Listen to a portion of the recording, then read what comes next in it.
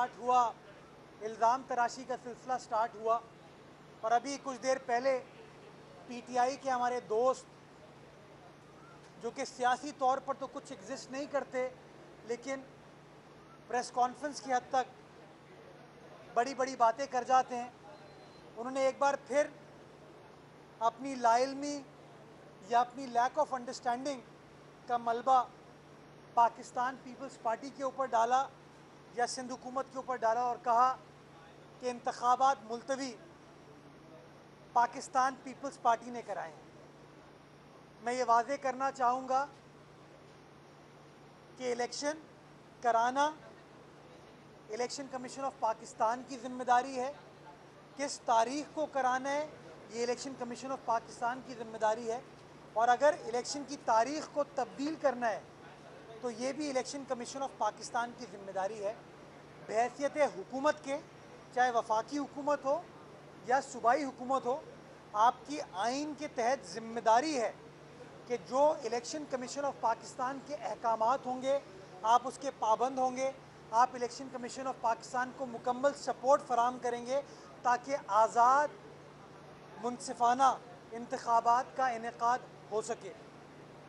Pakistan Peoples party की सिंध हुकूमत ने इलेक्शन कमीशन ऑफ पाकिस्तान के सामने अपना मौक़िफ़ वाज़े तौर पर रखा था और पहले दिन से रखा है कि जो तारीख़ इलेक्शन कमीशन ऑफ पाकिस्तान मुतय्यन करेगी इलेक्शन कराने के लिए, हम उस तारीख़ पर मुकम्मल सपोर्ट हुकूमत की इलेक्शन कमीशन ऑफ पाकिस्तान के हवाले करेंगे। और आप सब वाकिफ़ हैं कि जब मामला हाई कोर्ट में ज़ेर बहस था तो वहाँ पर भी सिंध हुकूमत ने अपना मौक़िफ़ ये दिया कि इलेक्शन एश पर शेड्यूल होने चाहिए। जब हल्का बंदी के हवाले से वो हल्का बंदी जो कि इलेक्शन कमीशन ऑफ पाकिस्तान ने की है उसके हवाले से जब एतराज़ात मुख्तलिफ़ लोगों ने हाई कोर्ट में दाखिल किए या recently election commission of Pakistan के सामने दायर किए, तो अगेन सिंध हुकूमत ने अपना मौक़िफ़ अदालत के सामने भी और इलेक्शन कमीशन के सामने बड़ा वाज़े रखा कि हल्का बंदियों में जो भी काम हुआ है वो कानून के मुताबिक हुआ है और ये कि इलेक्शन एज पर शेड्यूल होने चाहिए। हमने ये भी बताया कि हम इख्तियारात के हवाले से अपने कानून के अंदर तरामीम ला रहे हैं ताकि और ज़्यादा इख्तियारात मुंतखब लोकल गवर्नमेंट के नुमाइंदों को मुंतकिल किए जा सकें, और इसके हवाले से हमारा बिल सिंध असम्बली की सिलेक्ट कमेटी में ज़ेर बहस है जिसके अंदर हर सियासी जमात की नुमाइंदगी है, चाहे वो पीपल्स पार्टी हो, MQM हो, GDA हो, PTI हो, जमात इस्लामी हो, TLP हो, वो तमाम पार्लिमानी जमातें उस कमेटी की मेंबर हैं और वो कमेटी उन कवानीन के ऊपर बात कर रही है, बहस चल रही है। और हमने बताया कि इख्तियारात का जो फ़ैसला करना है कानून के अंदर उसका इलेक्शन से या हल्का बंदियों से कोई ताल्लुक़ नहीं है।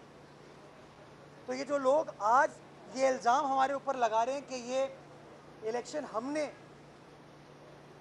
डिले कराया, मुलतवी कराया है, मैं उनके उस बयान की सख्ती से तरदीद करना चाहूँगा और ये वादे करना चाहूँगा कि हम तो इलेक्शन के लिए तैयार थे और ये लोग इतने लाइल्म हैं। अभी इनका जो सिंध का सदर है अली जैदी, जो ऐसे बात करता है ना, अली जैदी साहब ने ट्वीट किया अभी कुछ देर पहले और उस ट्वीट में उन्होंने लिखा है कि हैदराबाद में पीपल्स पार्टी ने बंदे नहीं खड़े किए और पीपल्स पार्टी को शिकस्त का सामना है हैदराबाद में, तो इसलिए इंतखाबात को मुलतवी किया है। और उन्हें नंबर बताया कि हैदराबाद से सिर्फ 88 कैंडिडेट पाकिस्तान पीपल्स पार्टी ने खड़े किए हैं। ये मैं नहीं कह रहा हूँ, अली जैदी साहब का ट्वीट है जो अभी 10 मिनट पहले उन्होंने किया है। मैं अली भाई आपको बताना चाहूँगा, पता नहीं आप किसकी सुनते हो, कुछ पढ़ लिया करो, चेक कर लिया करो। हैदराबाद कॉरपोरेशन की 160 नशिस्तें हैं, यूनियन कमिटीज़ हैं। उन 160 यूनियन कमिटीज़ पे पीपल्स पार्टी ने अपने उम्मीदवार खड़े किए उनमें से 3 उम्मीदवार को टेक्निकल बुनियादों पर उनके कागजात रद्द कर दिए गए। 157 कैंडिडेट्स उन यूनियन कमिटीज पे पीपल्स पार्टी के, बिलावल भुट्टो जरदारी के, आसिफ जरदारी साहब के 157 कैंडिडेट्स तीर के निशान पर मौजूद हैं। 157 यूनियन कमिटीज पे पीपल्स पार्टी के उम्मीदवार मौजूद हैं और उन 157 में से 30 यूनियन कमिटीज पे बिला मुकाबला पाकिस्तान पीपल्स पार्टी के उम्मीदवार, तीर पर लड़ने वाले उम्मीदवार ऑलरेडी बिला मुकाबला कामयाब हो चुके हैं। आप हम पे इल्ज़ाम लगा रहे, हमारा तो नुकसान हो रहा है। हमारी तो कैंपेन फुल फ्लो पे चल रही थी, काम हो रहा था, अवामी राब्ता मुहिम हमारी चल रही थी, अवाम के दरमियान थे। आपके लीडर की तरह नहीं कि बनी गाला में बैठे हों और स्काइप पर कौम से खिताब कर लें। हमारे लीडरान मैदान अमल में थे और आपने देखा कि सूबा सिंध के अंदर जब फेज़ 1 का इंतखाब हुआ तो सिंध की आवाम ने तमाम ऑपोजिशन जमातों को रिजेक्ट किया और पाकिस्तान पीपल्स पार्टी के उम्मीदवारों को, बिलावल भुट्टो जरदारी साहब के उम्मीदवारों को कामयाब किया। ये रिज़ल्ट आप लोगों के सामने है। और अब जो इतवार को इंतखाबात होने थे उसमें भी कराची डिवीज़न हो या हैदराबाद डिवीज़न हो, सबसे ज़्यादा उम्मीदवार पाकिस्तान पीपल्स पार्टी ने खड़े किए थे। सबसे ज़्यादा कैनवसिंग, कैंपेनिंग पाकिस्तान पीपल्स पार्टी के नुमाइंदे कर रहे थे, उम्मीदवार कर रहे थे। और ये हैदराबाद की जो मैंने आपको मिसाल दी कि 30 यूनियन कमिटीज़ यानी कि 20% यूनियन कमिटीज़ जो हैं हम बिला मुकाबला कामयाब ऑलरेडी हो चुके थे। तो ये जो डिले या मुलतवी हुआ है इसका शायद फ़ायदा आप लोग लेने की कोशिश कर रहे हैं। आपको लगता है कि रिसेंटली जो पंजाब के कुछ बाई इलेक्शन में आप अपनी 20 में से 15 नशिस्तें जीते हैं और 5 आप हार गए अपनी नशिस्तें, आपको लगता है शायद उसकी हवा के बेस पे आप सूबा सिंध के अंदर कामयाब हो पाएंगे? यह आपकी भूल है। सिंध की आवाम ने 2018 में भी आपको रिजेक्ट किया, आम इंतखाबात में, बाई इलेक्शंस में आपको रिजेक्ट किया, बल्दियाती इंतखाबात के पहले फेज़ में आपको रिजेक्ट किया और अब ये जो सेकंड फेज़ इतवार को होना था इसमें भी शिकस्त आपका मुकद्दर थी। तो आप अपनी लाइल्मी की बेसिस के ऊपर इल्ज़ाम तराशी की सियासत ख़त्म करें। दूसरी गुजारिश मैं ये करना चाहूँगा कि ये क्या मंतक है कि पंजाब में आप इलेक्शन जीतते हैं तो वही इलेक्शन कमीशन ऑफ पाकिस्तान इंतखाबात करा रहे हैं पंजाब में, कोई मुख्तलिफ इलेक्शन कमीशन तो नहीं है। तो ये कैसे हो सकता है कि आप एक तरफ कहते हैं कि इलेक्शन कमीशन ऑफ पाकिस्तान जानिबदार है, आप कहते हैं कि चीफ इलेक्शन कमिश्नर साहब आज़ाद मुनसिफाना इंतखाबात नहीं करा रहे, और फिर पंजाब में जब इंतखाबात होते हैं तो आप कामयाब हो जाते हैं। तो ये तो नहीं हो सकता कि जहाँ पे आपका मकसद कोई चीज़ सर्व कर रहे हो तो सब कुछ ठीक है, और जहाँ आपके ख़िलाफ़ कोई चीज़ हो जाए या आप कामयाब ना हो पाए तो आप इल्ज़ाम तराशियाँ स्टार्ट कर दें।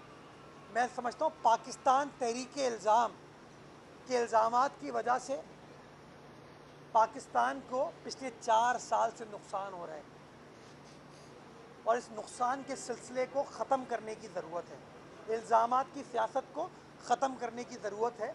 आवाम के नुमाइंदे आइन के मुताबिक, कानून के मुताबिक अपने अगर नुमाइंदों का इंतखाब करेंगे वो अच्छी चीज़ है और वो जल्द अज जल्द होना चाहिए। और आज भी पाकिस्तान पीपल्स पार्टी का और सिंध हुकूमत का ये मौक़िफ़ है कि इंतखाबात as per the given schedule 24 तारीख को हो जाते तो दूध का दूध, पानी का पानी हो जाता। आपको पता चल जाता कि पीटीआई की क्या एग्जिस्टेंस है सूबाई सिंध के अंदर पहले फेज़ में आप लोगों का सफाया हो चुका है। आपको हैदराबाद में उम्मीदवार नहीं मिले हैं। इनसे पूछिएगा 160 यूनियन कमिटीज़ में इन्होंने खुद कितने बंदे खड़े किए बल्ले पे। इनके पास लोग नहीं हैं। तो खुदारा इल्ज़ाम तराशियों को ख़त्म करें और ग्राउंड रियलिटीज़ और हकीकत पर मबनी बात करें। हकीकत पर मबनी बात करेंगे तो उनको पता चल जाएगा कि ये लोग किस पोजीशन पर खड़े हैं। बहुत शुक्रिया। ये बता दें कि आसिफ अली जरदारी साहब के ऊपर बड़े इल्जामात लगाए जा रहे हैं कि वो सिंध से अरबों रुपए लेकर गए हैं और लाहौर की जो सिंध हाउस है वहाँ पर फिर खरीदो फरोख्त कर रहे हैं। तो इन इल्जामात की कितनी सदा कर रहे हैं? पाकिस्तान तहरीक इल्ज़ाम, इसीलिए इनका नाम लगा है ना। पंजाब में लाहौर में कोई सिंध हाउस नहीं है। इनको ये नहीं पता, इनको ये समझने की ज़रूरत है। दूसरी चीज़, इल्ज़ाम कौन लगा रहा है? जिसके ऊपर खुद चाइना कटिंग का इल्ज़ाम है, ज़मीनों पर कब्ज़े का इल्ज़ाम है और चीज़ों के इल्ज़ामात हैं। मैं समझता हूँ कि इन लोगों को इल्ज़ामात की सियासत को अब तर्क करना चाहिए, ख़त्म करना चाहिए। इलेक्शंस एज़ पर शेड्यूल होंगे, एज़ पर गिवन टाइम होंगे, कानून के मुताबिक होंगे, आइन के मुताबिक होंगे। लोग फैसला करेंगे। ये नहीं हो सकता कि जब आपको जो चीज़ सूट करे वो ठीक है और जो चीज़ आपको सूट ना करे वो ठीक नहीं है। अगर सुप्रीम कोर्ट आपके हक़ में फ़ैसला करे या मुअज़्ज़ज़ अदालतें आपके फेवर में फ़ैसला करें तो अदालतें ठीक हैं, लेकिन अगर वही अदालतें वो फ़ैसला करें जो कि आपके मौक़िफ़ के ख़िलाफ़ जाता है तो अदालतों को आप जानिबदार करार देते हैं। इलेक्शन कमीशन आपके हक़ में फ़ैसला करे तो बिल्कुल ठीक है। 4 साल से केस ज़ेर इल्तिवा, उसका फ़ैसला नहीं आ रहा, वही इलेक्शन कमीशन ऑफ पाकिस्तान, तब ठीक है वो। लेकिन अगर election commission of Pakistan foreign funding case सुनता है और फ़ैसला करता है तो वो ख़िलाफ़ हो जाते हैं आप उसके। तो मैं समझता हूँ कि इल्ज़ामात की सियासत से बाहर निकलें। हम सबको इस बात का तयन करने की ज़रूरत है कि इस मुल्क को आइन के मुताबिक चलने की ज़रूरत है और आइन के मुताबिक जब चलेगा तो ये तमाम चीज़ें क्लियर कट होंगी। इमरान खान साहब को घर भेजा गया आइन के मुताबिक। majority of the National Assembly ruled against, voted against Imran Khan साहब, hence he had to leave the Prime Minister office. बोजदार साहब को आपने खुद हटाया, हमने नहीं हटाया, आपने घर भेजा। हमजा शहबाज साहब इलेक्ट हो गए, आपके लोगों ने आपकी सियासी जमात से किनारा कशी इख्तियार की, अदालत इन्वॉल्व हुई, अदालत ने फैसला कर दिया। कल 22 तारीख को वज़ीर आला का चुनाव होगा, जिसके पास मेजॉरिटी होगी वो मेजॉरिटी के मुताबिक वज़ीर आला बनेगा, लीडर ऑफ द हाउस बनेगा। जिसके पास मेजॉरिटी नहीं होगी वो लीडर ऑफ द हाउस नहीं बनेगा। लेकिन ये नहीं हो सकता कि आप असेंबली के अंदर घेराव करें, लोगों का मार पिटाई करें। पिछली बार आपने देखा था किस तरीके से डिप्टी स्पीकर के साथ इन लोगों का रवैया था, मार पिटाई की गई थी कस्टोडियन ऑफ द हाउस के साथ। तो मैं समझता हूँ ये धौंस की सियासत ख़त्म होनी चाहिए और चीज़ों को मेरिट पर कानून के मुताबिक चलने की ज़रूरत है। जी सर ये बता दीजिएगा बैठक साहब, सुप्रीम कोर्ट ने आपको 6 महीने पहले, 8 महीने पहले कहा हुआ है कि बंजारी कानून बनाए, तो ये इतना टाइम क्यों लगा इस कानून बनाने में? कौन रुकावट था? तो दूसरा शादमा साले वाला गवाही की कहा। अच्छा, सुप्रीम कोर्ट ने हमें बिल्कुल नहीं कहा कि आप कानून बनाएं, ये बिल्कुल गलत बात है। सुप्रीम कोर्ट कहती है कि इलेक्शन होने चाहिए लोकल गवर्नमेंट के, और हम आज भी कहते हैं इलेक्शन होने चाहिए। कानून साजी असेंबली का डोमेन है और असेंबली ने फ़ैसला किया, हुकूमत ने फ़ैसला किया कि हम अपने कानून को इस तरीके से तब्दील करके बेहतर बना सकते हैं और वो हम चाहते हैं हम पास करा लेते हैं। हमने कहा नहीं, आप कमेटी में लेके जाएं, पॉलिटिकल डायलॉग करें, जो पॉलिटिकल पोलराइजेशन को ख़त्म करके कंसेंसस बिल्ड करके नया कानून पास कराएं। उस हवाले से असेंबली की सेलेक्ट कमेटी के अंदर मामला ज़ेर बहस है। तो हम पॉलिटिकल हालात को साजगार बनाने की कोशिश कर रहे हैं और हम चाहते हैं कि ऐसा कानून है जिसके ऊपर हर किसी को कॉन्फिडेंस हो। जो शादमान नाले वाला वाक़या है वो बड़ा अफसोसनाक वाक़या है। बहुत सारे लोग उस पर सियासत करने की कोशिश कर रहे हैं, इल्ज़ाम तराशी, इल्ज़ाम बराए इल्ज़ाम सब कुछ लगाने की कोशिश कर रहे हैं वो। मैं समझता हूँ हमें इल्ज़ामात से बाहर निकलने की ज़रूरत है।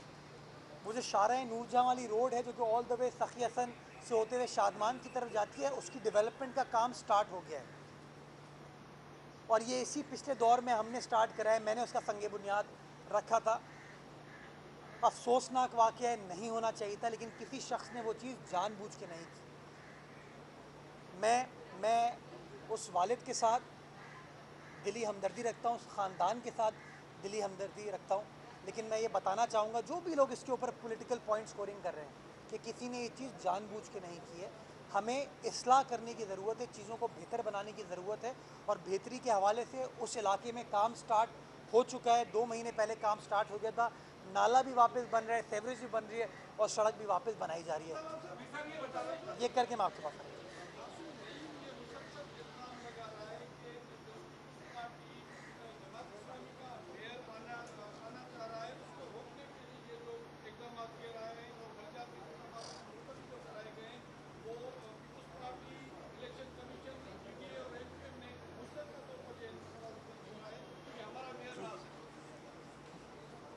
ये शायद अपने घर के मेयर बन जाएं, शायद। देखें, इन लोगों ने एहतजाज किया था असेंबली के बाहर। मेरे ख्याल में नमाज के टाइम पे लोग होते थे कोई 80, 100, 125, इशा के वक्त लोग आ जाते थे 100, 125। ये हाल है जमात इस्लामी का। ये कराची का मेयर मुंतखब करा रहे हैं। देखिए, प्रोपेगेंडा की पॉलिटिक्स मेरे ख्याल में जमात इस्लामी से अच्छा कोई और कर ही नहीं सकता, क्योंकि ये काम इन्होंने ज़िंदगी में कभी किया नहीं है। आपको याद होगा अफ़गानी साहब 8 साल तक इस शहर के मेयर थे। 1984 की बारिशें सबने देखी हैं। तो मैं उस तरफ इल्ज़ाम भरा इल्ज़ाम पे नहीं जाना चाहता। मैं तो चूँकि इलेक्शन का प्रोसेस चल रहा था, मेरे ऊपर इतने इल्ज़ामात लगाए इन्होंने, मैं खामोश बैठा हुआ था। तो अब चूँकि इलेक्शन थोड़े डिले हुए हैं तो मैं आज बाहर निकला। मैं कहा मैं इस हवाले से कुछ बात कर लूँ। मैं चाहूँगा कि कराची वाले जिस किसी शख्स को भी इलेक्ट करते हैं, जिस शख्स को इलेक्ट करते हैं उसको इलेक्ट करें, अपना मेयर मुंतखब करें, लेकिन वो शख्स आए, वो कानून देख के इंतखाबात लड़ रहा है। आज मैं आपको गारंटी करता हूँ कि अल्लाह ना करे अगर ये यूसी के भी चेयरमैन हो गए ना, अगर, तो ये फिर भी धरना देंगे, कहेंगे मेरे पास इख्तियारात नहीं है। तो मैं समझता हूँ इस रवैये से बाहर आने की ज़रूरत है, काम करने की ज़रूरत है। ये वो लोग हैं जो सिर्फ प्रोपेगेंडा कर सकते हैं, बातें कर सकते हैं, काम करने में इनकी ना कभी माजी में दिलचस्पी थी, ना आज दिलचस्पी और ना कल दिलचस्पी होगी। कल भी ये धरना ही दे रहे होंगे और कह रहे होंगे, इलेक्शन अगर हार गए तो कहेंगे धांधली हुई है, इलेक्शन मुलतवी हो गए तो कहेंगे पीपल्स पार्टी ने कराएं, और जब अल्लाह ना करे अगर यूसी भी जीत गए, काउंसलर भी जीत गए ना, तो फिर धरना दे रहे होंगे कि हमारे पास तो इख्तियारात नहीं, हमें इख्तियारात दो। तो मैं समझता हूँ इन धरनों से बाहर निकले। कराची वालों ने पिछले 8-9 माह में देख लिया कि कानून में इशू नहीं थे। काम करना चाहें तो काम किया जा सकता है, और इसी शहर के अंदर इसी मुर्तज़ा वहाब ने काम करके दिखाया है। उसको आप अपनी सियासी बुख्स की वजह से, जस्ट बिकॉज मैं बिलावल भुट्टो जरदारी का नुमाइंदा हूँ, तीर का नुमाइंदा हूँ, सिंध हुकूमत का नुमाइंदा हूँ, आप शायद मुझसे जमात इस्लामी इत्तफाक ना करें, लेकिन ग्राउंड रियलिटी ये है कि पिछले 4 सालों में सिर्फ इख्तियारात का रोना रोया जाता था। अब की बार बारिशें हुई, आपने देखा तमाम इंतज़ामिया हरकत में थी, काम किया गया और काम हुआ। जहाँ जहाँ पानी जमा हुआ, 350 मिलीमीटर बारिश हुई थी, जहाँ भी पानी जमा हुआ पानी निकाला गया, निकासी को यकीनी बनाया गया, और हम लोग खुद मैदान अमल में सरगर्म थे, काम कर रहे थे। और मैं समझता हूँ कराची वाले ऐसे लोग ही चाहते हैं जो काम कर रहे हो, ये ना कहें कैफ़े प्याला पर बैठ के चाय पीते हुए, पराठा खाते हुए कि मेरे पास तो इख्तियारात नहीं है। जी, सब कल पंजाब में वज़ीर आला पंजाब का जो इंतखाब होने जा रहे हैं वो एक बहुत बड़ा सियासी मामला है, जिससे लग रहा है कि किसी अरसे तक मुल्की सियासत का जो है ना वो डायरेक्शन सियासी गर्मी बढ़ी है। अच्छा, ये बता दें कि क्योंकि इस वक्त आदत है पंजाब में, अगर जो इत्तेहादी जमातें हैं उनका वज़ीर आला मुंतखब हो गया तो आप समझते हैं कि ये जमहूरी प्रोसेस है? देखिए, कल का जो इलेक्शन है, आइन के मुताबिक, जो मैंने आइन पढ़ा है, आपको अपनी 51% मेजॉरिटी साबित करनी है, सिंपल मेजॉरिटी। तो उसके हाउस का जो 51% पूरा कर लेगा वो लीडर ऑफ द हाउस बनेगा। PMLN को उसके इत्तेहादियों को अपने नंबर पूरे करने हैं और PTI और उसके इत्तेहादियों को अपने नंबर पूरे करने हैं। जो भी सियासी जमात अपने नंबर पूरा कर लेगी उसको पूरा हक हासिल होगा कि पंजाब में अपनी हुकूमत बनाए, अपनी काबीना बनाए और अपना लीडर ऑफ द हाउस मुंतखब करे। लेकिन इम्पॉर्टेंट चीज़ ये है कि आप अपने नंबर पूरे करें। जैसा कि शहबाज शरीफ साहब को इलेक्ट कराने के लिए पाकिस्तान पीपल्स पार्टी ने, नून लीग ने, JUI ने, ANP ने, हमारे इत्तेहादी MQM वगैरह ने अपने नंबर्स को पूरा किया था, या PTI ने खैबर पख्तूनख्वा में अपने नंबर को पूरा किया, या PTI ने पंजाब में बोजदार साहब को वज़ीर आला बना के अपने नंबर पूरे किए, या हमने मुराद अली शाह साहब के नंबर पूरे किए। तो अगर परवेज़ इलाही साहब को वो वज़ीर आला बनाना चाहते हैं तो उनको अपना नंबर पूरा करना पड़ेगा। अब क्या पता जो सबसे बड़ी सियासी जमात है जिसके बारे में आप कह रहे हैं, क्या पता उसके अरकान इस बात से इत्तफाक ना करें कि हमारा वज़ीर आला जो है वो परवेज़ इलाही नहीं होना चाहिए। हम क्यों किसी इत्तेहादी को वज़ीर आला बनाएं? हमारे सबसे ज़्यादा वोट हैं, वज़ीर आला हमारी सियासी जमात से होना चाहिए। तो ओनस सियासी जमात के ऊपर है कि वो अपने नंबर पूरा करे। जो सियासी जमात 51% पूरा कर लेगी उसको पूरा आइनी, कानूनी, अखलाकी हक हासिल है कि अपनी हुकूमत कायम करे।